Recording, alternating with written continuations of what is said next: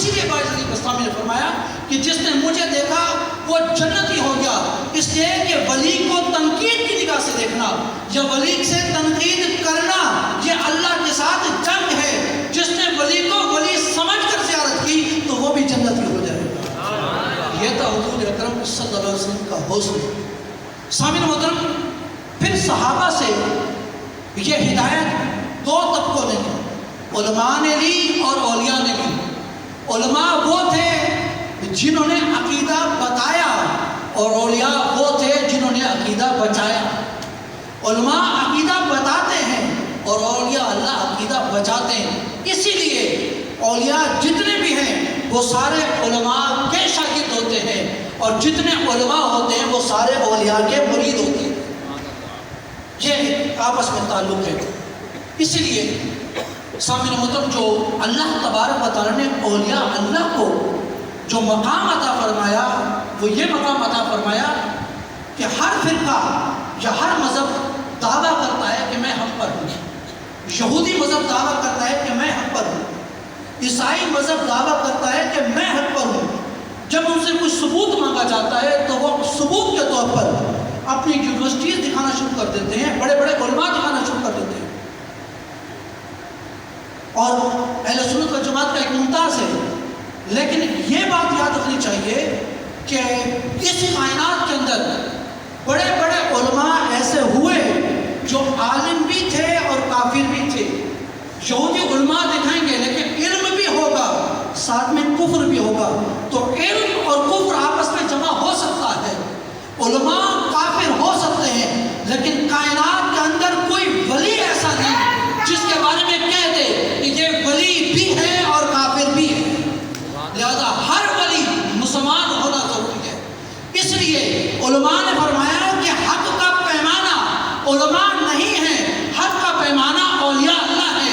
ارے جس جماعت کے اندر بڑے بڑے نامور علماء ہو، سیاستدان ہو، سائنسدان ہو، لیڈر ہو، ڈاکٹرز ہو، انجینئرز ہو، سب کچھ ہو سکتے ہیں، لیکن اہل سنت و جماعت کے عقیدے کے سوا اور اس فرقے کے سوا کسی بھی فرقے کے اندر نہ داتا علی حجویری ہو سکتا ہے، نہ خواجہ معین الدین چشتی اجمیری ہو سکتا ہے۔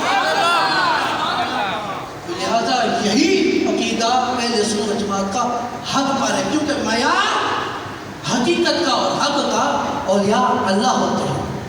اب مشکل یہ ہوتی ہے کہ پتہ کیسے چلے کہ ولی کون ہوتا ہے۔ کسی نے کہا ولی وہ ہوتا ہے جو عجیب و غریب کام کر دے، اگر پتھر پر ہاتھ لگا دے تو سونا بن جائے، سرکے کو چھوئے تو وہ شہد بن جائے۔ تو لوگوں نے جواب دیا، علماء نے جواب دیا نہیں، یہ تو جادو بھی ہو سکتا ہے، شوکہ بازی بھی ہو سکتی ہے، چلاکی بھی ہو سکتی ہے، کوئی شخص بھی ایسا کام کر سکتا ہے۔ یہ معیار نہیں کہ آنکھوں کے سامنے کوئی ہواؤں میں اڑنے لگ جائے اور ہم یہ مقرر کر رہے ہیں کہ اللہ کا ولی ہے، ایسا نہیں ہو سکتا۔ بڑے بڑے جادوگر اپنے آپ کے ساتھ یہ کام کرتے دکھائی دیتے۔ پھر کسی نے کہا کہ جو ولی ہوگا وہ غریب ہوگا، تو علماء نے فرمایا نہیں، اگر ولی کے لیے غربت ضروری ہے تو پھر حضرت عثمان غنی، حضرت عبدالرحمن بن عوف، حضور غوث پاک، امام اعظم ابو حنیفہ، مولانا روم، یہ سارے بہت بڑے دولت مند افراد تھے اور ساتھ میں اللہ کے بہت بڑے اولیاء اللہ بھی تھے۔ لہٰذا غریبی اور غربت بھی ولایت کا معیار نہیں۔ دیکھیں، ایک ہوتی ہے غربت، ایک ہوتی ہے غریبی اور ایک ہوتی ہے فقیری۔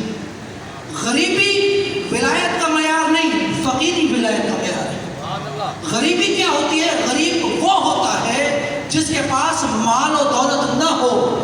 غریب وہ ہوتا ہے کہ جس کے پاس مال و دولت نہ ہو، اور فقیر وہ ہوتا ہے کہ جسے مال و دولت کی پرواہ نہ ہو۔ اس لیے فقیر، اس لیے حضور داتا گنج بخش علی اجمیری نے اپنی کتاب کشف المحجوب کے اندر ابو حازم مدنی رحمۃ اللہ تعالی کا قول نقل کیا کہ ان سے کسی نے پوچھا کہ حضور آپ بہت نیک شخص ہیں، آپ یہ بتائیں آپ کی دولت کیا ہے؟ تو ابو حازم کا جواب بڑا پیارا ہے، انہوں نے فرمایا الرضا عن اللہ والغنا عن الناس۔ پوچھا کیا مطلب؟ فرمایا کہ دنیا کی طرف دھیان جاتا نہیں اور خدا سے دھیان ہٹتا نہیں، یہی میری دولت ہے۔ کسی دنیا کی پرواہ نہ ہو، اسے کہتے ہیں فقیر۔ سوال یہ پیدا ہوتا ہے کہ پھر ہم ولی کی پہچان کیسے کریں؟ بڑا مشکل ہو گیا ہے. نہ غریبی میں نظر آئے ولایت، نہ شعبدہ بازی یا شہر کے لیں جب کوئی عجیب و غریب کام ہو جائے اس میں ولایت ہے. تو ولی کون ہے؟ تو قرآن کہتا ہے کہ جو لوگ ولی کی تلاش کرنے والے ہیں اور ولی کو ڈھونڈنے والے ہیں قرآن پڑھیں. خدا کا قرآن کہتا ہے کہ لوگوں اور در بدر پھرنے والوں اور لوگوں سے دھوکہ کھانے والوں، تم نے اپنا پیمانہ ولایت کا بڑے بڑے جبے رکھ لیا، بڑے بڑے کبے رکھ لیا، بڑے بڑے امامے رکھ لیا، رنگ برنگی ٹوپی رکھ لی، تم نے اپنا پیمانہ پھٹے پرانے لباس رکھ لیا. جب کسی کی تسبیح کو بڑا دیکھا تو تم نے یہ سمجھا کہ یہ اللہ کا ولی ہے. فرمایا نہیں نہیں، دھوکے میں نہ آنا. قرآن کہتا ہے اللہ کا ولی وہ ہے، الا ان اولیاء اللہ لا خوف علیہم ولا هم یحزنون. ارے اللہ کا ولی وہ ہوگا جسے قیامت کے دن نہ جہنم کا خوف ہوگا نہ دنیا کی زندگی کے بارے میں کوئی پریشانی ہوگی.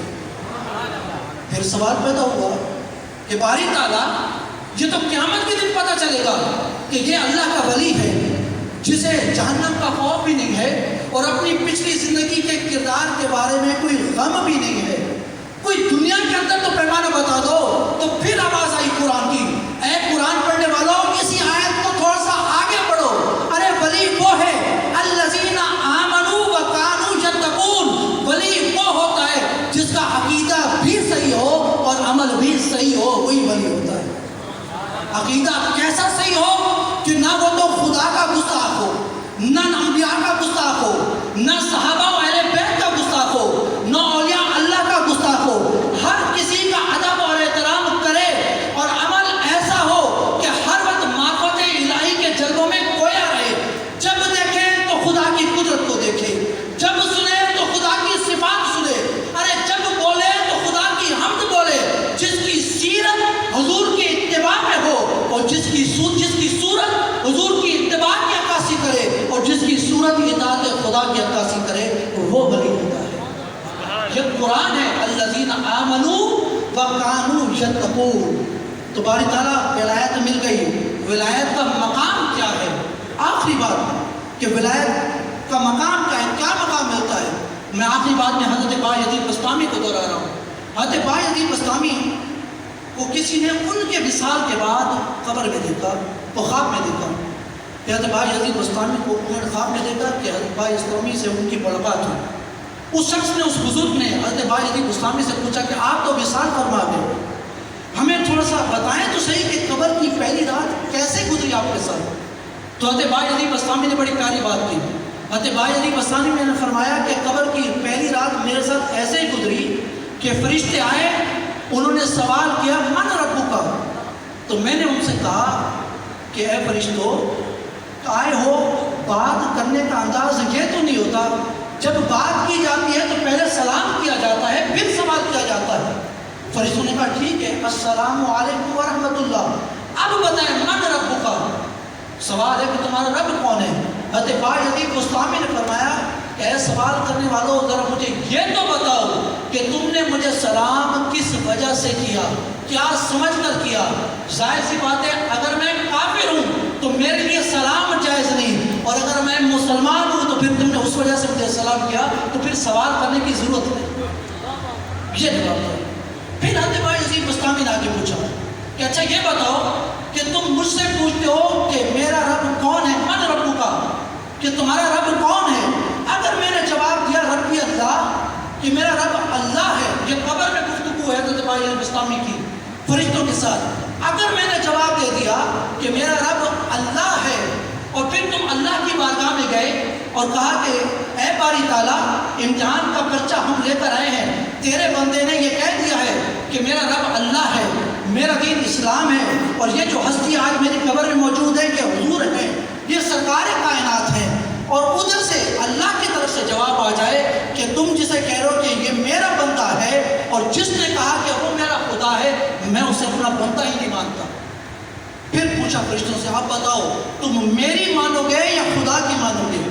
اگر میں نے کہا کہ وہ میرا رب ہے اور اس خدا نے کہہ دیا کہ یہ میرا بندہ نہیں، تم کس کی مانو گے فرشتوں، میری مانو گے یا خدا کی مانو گے. فرشتوں نے کہا کہ ہم تو خدا کی مانیں گے. تو پھر اس نے बायजीद बुस्तामी ने जवाब दिया मुस्कुरा कर, फरमाया कि ऐ फरिश्तों, फिर इतना लंबा सफर करने के आने की जरूरत क्या थी? अरे डायरेक्ट खुदा से पूछ लेते, बारी ताला ये तेरा बंदा है कि नहीं है? ये 3 सवाल करने की जरूरत क्या थी? अभी जवाब खत्म नहीं हुआ था कि आवाज आई बारी ताला की तरफ से, ऐ फरिश्तों चुप हो जाओ, इससे न पूछो कि मैं कौन हूँ, मुझसे पूछो कि ये कौन है। आशा फी मोहब्बती, माता फी मोहब्बती, वयुबअसु क़यामत की कज़ा लिखा, वफ़ी ववुदिया क़ब्री कज़ा लिखा। अरे ये बायजीद बस्तामी तो वो है जिसने लम्बा सारी जिंदगी मेरी मोहब्बत में गुजारी, जिसने मौत को कबूल किया, मेरी मोहब्बत में कबूल किया। अरे जिसने कब्र की जिंदगी को कबूल किया तो मेरी मोहब्बत में कबूल किया, और जब क़यामत के दिन उठाया जाएगा तो मेरी मोहब्बत के नारे लगाता हुआ आएगा। अल्लाह तबारक व तआला हमें औलिया किराम का एहतराम करने की तौफीक अता फरमाए और औलिया किराम की सीरत के मुताबिक और उनकी सूरत के मुताबिक ज़िंदगी गुजारने की तौफीक अता फरमाए। वमा अलैया इल्लल बलागुल मुबीन।